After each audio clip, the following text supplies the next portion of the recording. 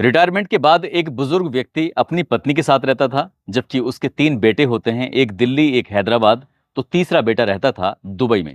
सब कुछ जिंदगी में ठीक चल रहा था, पैसे की कोई कमी नहीं होती है। लेकिन बुजुर्ग आदमी को एक बीमारी लग जाती है। बीमारी का नाम होता है पार्किंसन, जिसकी वजह से ना वो सही से चल पाता था, न ही सही से बैठ पाता था। इसलिए अक्सर उसे परेशानी रहती थी। और उसकी 65 साल की जो पत्नी थी, उस पत्नी को आदत लग जाती है सेक्स की। और सेक्स करने के लिए वो एक लड़के को अपने घर पे बुलाया करती थी। इसके लिए बाकायदा उसको पेमेंट किया करती थी। वक्त धीरे धीरे आगे बढ़ जाता है और एक दिन कुछ ऐसा होता है जिसकी किसी ने कल्पना नहीं की थी। दरअसल इस घर के अंदर एक नहीं बल्कि 2 कत्ल हो जाते हैं। और इस घटनाक्रम का जब खुलासा होता है तो लोगों को यकीन नहीं हो रहा था कि एक महिला को इतनी उम्र में, जिसकी उम्र 65 साल के आसपास और उसके बेटे से भी छोटे उम्र के लड़के से उसे प्यार हो जाता है और उसके साथ वो अवैध संबंधों में व्यस्त रहती थी। आदाब, नमस्कार, सत श्री अकाल। मैं उस्मान सैफी। आज की जो सच्ची घटना मैं आपको सुनाने जा रहा हूं, ये सच्ची घटना है बिहार प्रदेश के पटना शहर का एक थाना है पाटलिपुत्र, और यहीं का एक इलाका लगता है नेहरू नगर, रोड नंबर 2। दरअसल सुजाता निवास में एक महिला जिसकी उम्र 65 साल के आसपास होती है, जिसका नाम सुजाता देवी होता है, उसका पति जिसकी उम्र लगभग 75 साल के आसपास होती है और नाम होता है NK श्रीवास्तव। ये तो पति और पत्नी यहाँ रहते हैं, लेकिन उनके 3 बेटे होते हैं। एक बेटा हैदराबाद में, तो दूसरा बेटा रहता है इनका दुबई में, और तीसरा बेटा रहता है इनका दिल्ली के अंदर। जो दुबई वाला बेटा है वो अक्सर अपनी माँ और अपने पापा से फोन पे बातचीत किया करता था, उनके हालचाल लिया करता था। और ऐसे ही उसने 15 अक्टूबर 2024 को करीब दोपहर के 12:30 बजे के आसपास अपनी माँ को फोन किया। पहली बार फोन लगाया तो नहीं मिलता, दूसरी बार लगाया, तीसरी बार लगाया। इसलिए वो अपनी माँ से बात करने के लिए बार बार फोन लगा रहा था और परेशान हो जाता है। उसके बाद पिता से बातचीत करने की कोशिश करता है तो पिता से भी संपर्क नहीं हो पाता। वो सोच में पड़ जाता है कि आखिरकार करे तो क्या करे। कुछ देर सोचता है और सोचने के बाद जहां उनका घर होता है सुजाता निवास, उसके ठीक सामने एक अपार्टमेंट होता है, गणेश जानकी अपार्टमेंट। वहां पर एक गार्ड रहता है, राम प्यारे यादव। राम प्यारे यादव को फोन बुलाता है और फोन बुलाने के बाद कहता है कि क्या तुम मेरे घर जाकर मेरी माँ या पिताजी से बात करा सकते हो। जैसे गार्ड ने ये बात सुनी, उसने कहा भाई साहब बस थोड़ा सा टाइम दे दीजिए, मैं अभी तुरंत जाता हूँ और आपकी जाकर बात कराता हूँ।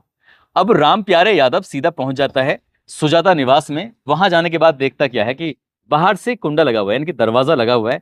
उस दरवाजे को खोलता है, उसके अंदर प्रवेश करता है। प्रवेश करने के बाद जब देखता है तो जो घर है, घर के किचन के अंदर एक लाश पड़ी हुई है, साथ ही एक बेडरूम के अंदर लाश पड़ी हुई है। लड़का वो फोन पर बातचीत कर रहा था, तुरंत ही वीडियो कॉल शुरू हो जाती है और वो कहता है कि यहाँ पर तो इस तरह से लाश पड़ी हुई है। और वो जोर से चीखने लगता है, यानी कि जो गार्ड है उसकी चीख निकल जाती है। उसकी चीख सुनने के बाद जो नीचे किराएदार रहते हैं वो भी आ जाते हैं, आसपास के लोग भी आ जाते हैं। तुरंत ही पुलिस को भी सूचना दी जाती है। अब जब पुलिस को सूचना दी जाती है, पुलिस मौके पर आती है। जो यहाँ की पुलिस होती है पाटलिपुत्र थाने की, वो यहाँ आकर मामले की जांच पड़ताल में जुट जाती है। दंपति यानी कि जो रिटायर्ड अधिकारी है, जिसकी उम्र लगभग 75 साल के आसपास है, NK श्रीवास्तव, उनकी पत्नी सुजाता देवी जिनकी उम्र 65 साल के आसपास है, दोनों की लाश पड़ी हुई है। जगह जगह ब्लड फैला हुआ है, खून। उन्हें जो मारा गया था ऐसा लग रहा था किसी धारदार हथियार से एक बार नहीं बार बार वार किए गए थे। साथ ही जो महिला होती है उसको तो किसी भारी वस्तु से उसके चेहरे को पूरी तरह से बिगाड़ दिया गया था। पुलिस ने जब घर आकर देखा तो पुलिस खुद हैरान थी। दरअसल जब सेफ अलमारियां होती हैं उनको खोला जाता है, खोल के देखा जाता है तो लगभग 15 लाख रुपए की जेवरात, कुछ नकदी भी होती है, घर में रखी होती है। घर की हालत बहुत अच्छी खासी, कोई दिक्कत नहीं, कोई परेशानी नहीं। अब पुलिस ये सोचने पर मजबूर हो जाती है कि आखिरकार इनका कत्ल हुआ है तो क्यों हुआ है और किसने किया है। तीनों बेटों को खबर दे दी जाती है। दरअसल ये जो दंपति था मूल निवासी सिवान जिला लगता है, सिवान जिले का थाना लगता है नौतन, और नौतन का ही एक गांव लगता है पचलखी। पचलखी रहने वाले होते हैं। उनके गांव के लोगों को भी सूचना दे दी जाती है। सबके सब लोग आते हैं, आसपास के लोगों से भी जांच पड़ताल की जाती है, पूछताछ की जाती है, लेकिन किसी ने कुछ देखा ही नहीं था। अब पुलिस ने आसपास के जो CCTV कैमरे थे उनको देखना शुरू किया, लेकिन कहीं कोई CCTV कैमरा ऐसा मिला ही नहीं जिसके आधार पर ये कह सकें कि आखिरकार कातिल कौन था, कत्ल क्यों हुआ। इनकी जो CDR होती है उसको निकलवाया जाता है, ये पड़ताल करने के लिए, देखने के लिए कि आखिरकार इनका किसी से कोई मामला तो नहीं है, कोई दुश्मनी तो नहीं है। जब बच्चे भी आ जाते हैं, बच्चों से भी पूछताछ की जाती है, लेकिन कोई भी पुलिस को ऐसा एंगल नहीं मिल रहा था। 15 अक्टूबर की सुबह के वक्त आसपास ये घटना हुई थी। दोपहर में पता चल जाती है पुलिस को, और पुलिस लगातार कोशिश कर रही थी। SSP ने कई टीमें बना दी, फोरेंसिक टीम यहाँ पर आकर एक एक चीज को उठाती है, देखती है, लेकिन कुछ सफलता मिल नहीं पाती। आखिरकार पुलिस को एक व्यक्ति आता है, आकर कहता है कि लगभग 11 सेकंड की एक CCTV फुटेज है, हो सकता है कि आपको यहाँ से कुछ मदद मिल सके। अब पुलिस ने जो 11 सेकंड की रिकॉर्डिंग देखी तो उसमें पता चलता है कि एक व्यक्ति है जो कि इन्हीं के घर की तरफ से आ रहा है, बाइक पर बैठा हुआ है, और जो उसके कपड़े थे, कपड़ों की तो पहचान हो रही थी वो किस कलर के हैं, लेकिन वो कौन है इसकी पहचान नहीं हो रही थी। पुलिस के पास इसके अलावा कोई रास्ता नहीं था, और ये बिल्कुल पूरी तरह से कह सकते हैं कि अंधा कत्ल था। ये जो डबल मर्डर है, इस डबल मर्डर का कातिल कौन है, पूरा शहर यानी कि पूरा पटना शहर इस बात की जानने की फिराक में जुट जाता है। रिश्तेदार, उनके बेटे, जो तीनों बेटे होते हैं, दिल्ली वाला, हैदराबाद वाला और साथ ही दुबई वाला। अब इस मामले में पुलिस उस 11 सेकंड की रिकॉर्डिंग के आधार पर जो आसपास के जो मेन मुख्य रास्ते थे, उन रास्तों पर लगे हुए सीसीटीवी कैमरों को देखा जाता है, तो पता चलता है कि एक व्यक्ति जो बाइक पर निकला है, उसकी जो शर्ट की कलर था, उस शर्ट के कलर के हिसाब से उस बाइक सवार को पहचानने की कोशिश की जाती है। तो पता चलता है कि उस बाइक सवार का नाम होता है अमित कुमार उर्फ टिंकू, जो कि राजीव नगर के रोड नंबर 27 पर वो रहता है, और नेहरू नगर में ही उसकी परचून यानी कि किराना का स्टोर होता है। जब आसपास के लोगों ने कहा ये तो अमित है, अमित उर्फ टिंकू है, तो पुलिस इसके पास जाती है, क्योंकि अब एक ही एकमात्र प्राइम सस्पेक्ट था। पुलिस ने हालांकि कई लोगों को हिरासत में लिया था, और वहां से कोई पुलिस को सफलता मिल नहीं पा रही थी। पुलिस इससे पूछताछ करने लगती है, और पुलिस ने अंधेरे में तीर चलाया, और अंधेरे में कुछ इस तरह से तीर चलाया कि हमारे पास तुम्हारी रिकॉर्डिंग है, हमने तुम्हारी रिकॉर्डिंग देखी है, और उसमें हमें कुछ अहम सबूत लगे हैं। शुरुआत में वो इधर उधर की बातें बताने लगा, लेकिन पुलिस ने जब सख्ती से उससे पूछताछ किया तो उसने चौंकाने वाली बात बताई। दरअसल वो कहता है कि मेरी अक्सर आंटी से बात होती थी। उस लड़के की जो उम्र होती है लगभग 31 साल के आसपास होती है, और आंटी की जो उम्र थी वो लगभग 65 साल के आसपास थी। आंटी के 3 बेटे होते हैं, तीनों बाहर रहते हैं, पति साथ रहता है, लेकिन पति को पार्किंसन नाम की एक बीमारी होती है, जिसकी वजह से वो ठीक से चल नहीं पाता, जिसकी वजह से वो अक्सर आराम ही करते रहते हैं। अब इस लड़के को 15 अक्टूबर 2024 की सुबह लगभग 7:30 बजे के आसपास इस बुजुर्ग महिला ने फोन किया कि तुम्हें घर आना है, तुमसे कुछ बात करनी है। जैसे इसके पास फोन पहुंचता है, कि ये फोन पहली बार नहीं बल्कि अक्सर इसके पास फोन पहुंच जाता है। दरअसल ये लड़का जो होता है मूल निवासी नालंदा जिले का हिल्सा एक इलाका लगता है, वहां का रहने वाला होता है। 3 साल पहले ये यहाँ पर परचून की दुकान करने के लिए आया था, और 3 साल पहले ही सुजाता देवी से इसकी जानकारी हो गई थी। ऐसा पहली बार नहीं था, ऐसा अक्सर होता था। वो घर आता था, और घर आने के बाद जो भी बुजुर्गों की मदद करता था, बच्चे की तरह इसी तरह से मदद करके निकल जाया करता था। उसने ये बात बताने की कोशिश की, लेकिन पुलिस ने उससे कहा कि हमें आगे की जानकारी लेनी है, दरअसल आगे की क्या बात है क्या नहीं। फिर जब उसने खुलना शुरू किया है, तो खुल के उसने बताना शुरू कर दिया। दरअसल उसका कहना यह था कि मैं जब भी आता था, मुझे किसी न कोई मदद मिल जाया करती थी, पैसे मिल जाया करते थे, और उस पैसे के बदले में उस महिला के साथ उसके अवैध संबंध बनाने होते थे। 15 अक्टूबर 2024 को जब उस महिला ने बुलाया, तो लगभग 10:30 बजे के आसपास घर के अंदर प्रवेश करता है, और घर के अंदर प्रवेश करने के बाद उस महिला के साथ वो अवैध संबंध बना रहा था, और घर के उस कमरे से कुछ अजीब तरह की आवाज़ें आ रही थी, और इन आवाज़ों को जो रिटायर्ड अधिकारी होता है उसने सुन लिया। उसने हिम्मत जुटाई, वो किसी तरकीब से खड़ा होता है। खड़ा होने के बाद वो उस दरवाजे की तरफ जाता है, और झांक कर जब देख रहा था तो अपनी ही पत्नी को उस लड़के के साथ आपत्तिजनक स्थिति में देख लेता है। और इतना देखने के बाद वो जितनी जोर से चीख सकता था, चिल्ला सकता था, उतनी जोर से चीखता है, चिल्लाता है, ताकि इस शोर को सुनने के बाद आसपास के लोग भी आ जाएं। मगर ये पहली बार नहीं था। पति और पत्नी किसी न किसी बात को लेकर अक्सर घर में झगड़ा करते रहते थे, और उनकी चीखने चिल्लाने की आवाजें अक्सर लोगों के पास तक जाया करती थी। और क्योंकि रोज रोज के झगड़े होते थे, तो इसलिए उन लोगों ने उस शोर को, उस चीख को किसी भी तरीके से गंभीरता से नहीं लिया, और मामूली रूप से लिया। उस लड़के यानी कि अमित उर्फ टिंकू को लगता है कि अब कहीं ना कहीं ये बात खुल जाएगी, लोगों को पता चलेगी, तो फिर बवाल हो जाएगा। इसलिए वो बहुत तेजी के साथ उठता है। उठने के बाद उस बुजुर्ग आदमी के पास जाता है, उसको पकड़ता है, पकड़ने के बाद बेड पर पटक के मार देता है। जैसे बेड पर पटक के मारता है, वहीं पास में एक तकिया रखा हुआ था, उस तकिए से उस बुजुर्ग आदमी का उसने जो सांसें थी उसको, उसकी आवाज़ों को, उसकी चीख को रोकने की कोशिश की, ताकि ये चीखे ना। इससे पहले कि वो कुछ और कर पाता, जो सुजाता देवी होती है, उस बुजुर्ग आदमी, उस रिटायर्ड अधिकारी की पत्नी होती है, वो रसोई में जाती है। रसोई से जाकर एक चाकू लाती है, और चाकू लाने के बाद अपने ही पति के सीने में एक के बाद एक कई वार करती रहती है। जब तक क्या उसका पति मर नहीं जाता, तब तक वो ऐसे ही वार करती रहती है।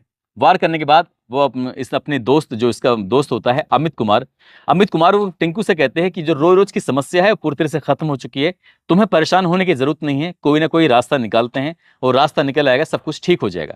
इतना कहने के बाद उसके सीने में जो खंजर घोंपा गया था उसको बाहर निकालती है। बाहर निकालने के बाद सीधा रसोई में जाती है। रसोई में जाने के बाद उस खंजर को वो पानी से धो रही थी, साफ कर रही थी। उसके जो हाथ थे, उन हाथों को भी वो धोने की कोशिश कर रही थी। चाकू बिल्कुल बराबर में रखा हुआ था।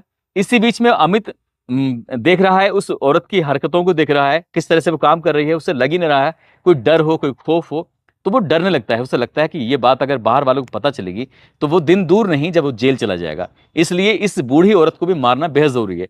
जैसे उसने बूढ़ी औरत का मुंह दबाया, यानी कि वो चीख ना सके, चिल्ला ना सके, तभी उस बूढ़ी औरत ने उसके हाथों में इतनी तेजी के साथ काटा कि उसकी भी चीख निकल आती है।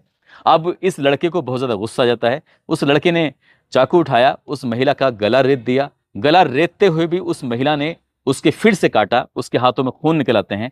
और जब वो लगातार उस पर चाकू से वार कर रहा था तो इसी बीच में एक दो चाकू खुद के भी लग जाते हैं और वो महिला जमीन पर गिर जाती है। वहीं एक भारी वस्तु पड़ी हुई थी, साथ ही कुछ ऐसे मसालों को कूटने वाला एक, जिसे मूसल टाइप कुछ बोलते हैं, वो भी पड़ा हुआ था। उस महिला को उससे इतना मारा गया, जब तक कि उस महिला के प्राण नहीं निकल जाते तब तक वो उसको मारता ही रहता है। इसके बाद वो महिला की लाश वहां रसोई में पड़ी हुई थी और जो बुजुर्ग आदमी था उसकी लाश पड़ी हुई थी बेडरूम के अंदर। वो सीधा उस महिला के पास फिर से जाता है। उसने हाथों में चूड़ियां पहनी हुई थी, उसने सोने की चूड़ियां, उसके पास जितनी भी ज्वेलरी उसने खुद ने पहनी हुई थी उस ज्वेलरी की तो उतार देता है। लेकिन वो आसपास के कमरों में जाता है, तलाश करने की कोशिश करता है, तो वहां पर चांदी के बर्तन, साथ ही उनके पास एंड्रॉयड मोबाइल थे, वो महंगे मोबाइल थे, उनको भी लेता है। उनको लेने के बाद आराम से यहां से निकल जाता है। उसे लगता है कि शायद कभी पकड़ा नहीं जाएगा। इसके बाद सीधा पहुंच जाता है अपनी दुकान पर, दुकान को खोलता है और शाम को यहाँ से जैसे रोज की तरह दुकान बंद करता है, एक सुनार के पास जाता है। सुनार के पास जो भी उसने ज्वेलरी वहां से उस महिला से ली थी, उस ज्वेलरी को वो सुनार को देता है। उससे कहता है कि मुझे कुछ पैसों की जरूरत है, यानी कि 1 लाख रुपए में उस ज्वेलरी को वो गिरवी रख देता है और मोबाइल को छुपा देता है। साथ ही वो अपने काम में बिजी हो जाता है। पुलिस को जैसे ही सूचना मिलती है, पुलिस लगातार इस मामले की जांच पड़ताल कर रही थी और जितने भी आसपास के लोग थे उनसे पूछताछ कर रही थी। इस दुकानदार से भी पूछताछ की जाती है। पुलिस को शक ही नहीं था, आसपास के लोगों को बिल्कुल भी शक नहीं था कि इसके साथ कुछ ऐसा होगा, क्योंकि ये इस महिला से बातचीत करता था। वो लगातार 3 साल से चली आ रही थी। पुलिस ने जो सीडीआर निकलवाई तो इसमें कुछ असामान्य कुछ नहीं लग रहा था, सब कुछ सामान्य लग रहा था। लेकिन पुलिस ने जब अंधेरे में तीर चलाया तो पता चलता है कि अवैध संबंधों के चलते इस बुजुर्ग महिला की हत्या हो जाती है, इसके पति की हत्या हो जाती है। पति की वो खुद हत्या करती है, जबकि उसकी हत्या उसका प्रेमी कर देता है। और इस घटनाक्रम का जब खुलासा होता है तो लोगों को यकीन नहीं हो रहा था कि 65 साल की वो बुजुर्ग महिला, उसे अपने से बहुत छोटे यानी कि वो 31 साल के उस लड़के से प्यार हो जाता है। उसके साथ वो अवैध संबंध बनाया करती थी। उन लड़कों को जब इस बात की जानकारी होती है, उस इलाके में जब ये जानकारी होती है, शहर में जब लोगों को पता चलता है, तो लोगों को ये नहीं यकीन हो रहा था कि एक बूढ़ी महिला आखिरकार ऐसा कदम कैसे उठा सकती है। बस जबकि वो उस लड़के को पैसे देती थी और पैसे देने के बाद अपनी इच्छाओं की पूर्ति किया करती थी। दोस्तों, इस पूरे घटनाक्रम को सुनाने का उद्देश्य किसी को परेशान करना नहीं है, किसी का दिल दुखाना नहीं है, बल्कि आपको जागरूक करना है, आपको सचेत करना है, आपको बताना है, जताना है कि कम से कम कोई भी आदमी अपने बुजुर्गों को खासकर इस तरह से बिल्कुल भी ना छोड़े और उनसे बीच बीच में ये हेल्प लेता ही रहे कि आखिरकार ये जैसे दुबई वाले लड़के ने किया था, ये वाकई सराहनीय कदम है कि वो अपने माता पिता से दोनों से बातचीत करता था। यदि वो कई कई दिनों में बातचीत करता तो शायद इस घटनाक्रम का खुलासा होने में दिक्कत हो जाती और वो रिकॉर्डिंग जो थी 11 सेकंड की, अगर वो निकल जाती तो शायद ये घटनाक्रम कभी खुलता ही नहीं। दोस्तों, जाते जाते हरिद्वार के रहने वाले हैं सौर्य डोंगी, साथ ही मुरादाबाद के रहने वाली अंशिका हैं, मुंबई से हैं इस्माइल। इन्होंने नाम लेने की अपील की थी।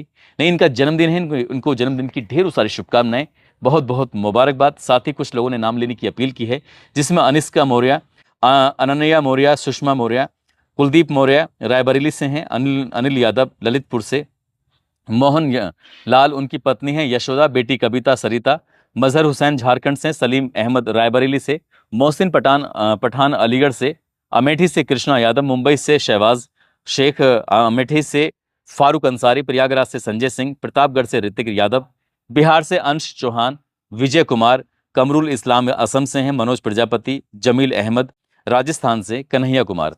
आप सब लोग अपना ख्याल रखें, सुरक्षित रहें। जय हिंद, जय भारत।